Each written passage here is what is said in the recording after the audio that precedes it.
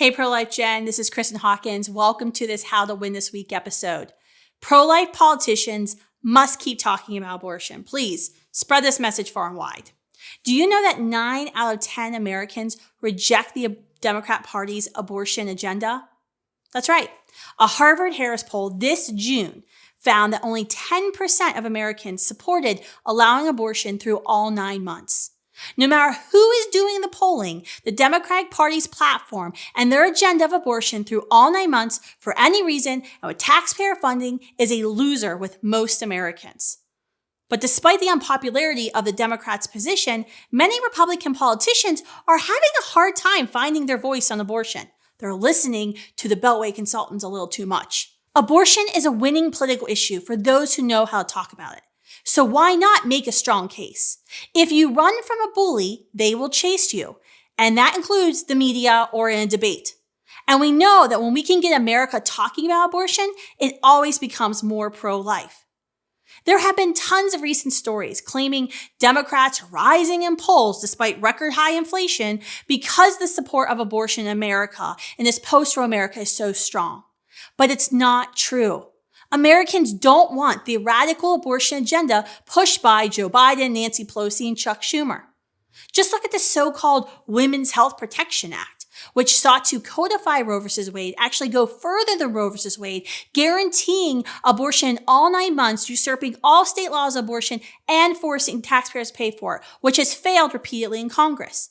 Planned Parenthood's president even recently weighed in, claiming abortion is going to save our democracy. Yet pro-abortion politicians like Ohio Democrat Tim Ryan, a U.S. Senator, was stunned into silence when he was recently pressed if there were any abortion restrictions he might support. He couldn't name one.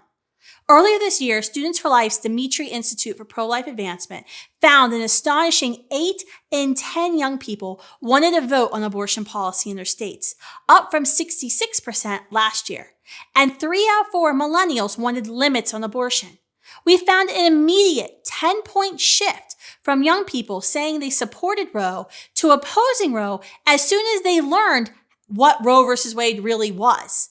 With Roe now gone, we now have the opportunity to educate new audiences about why we reject killing children based on their race, age, sex, perception of abilities, or because of a parent's crimes.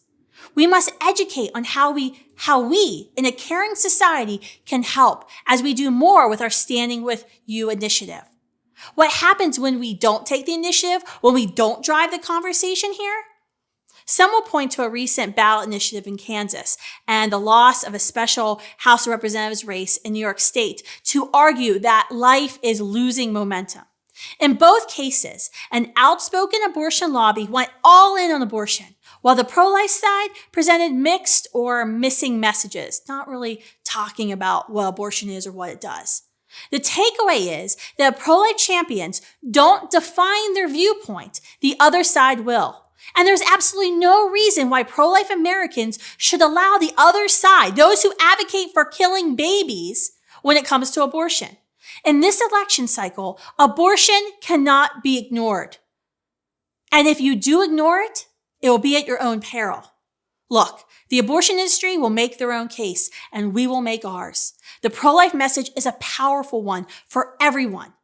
So be prepared to promote it.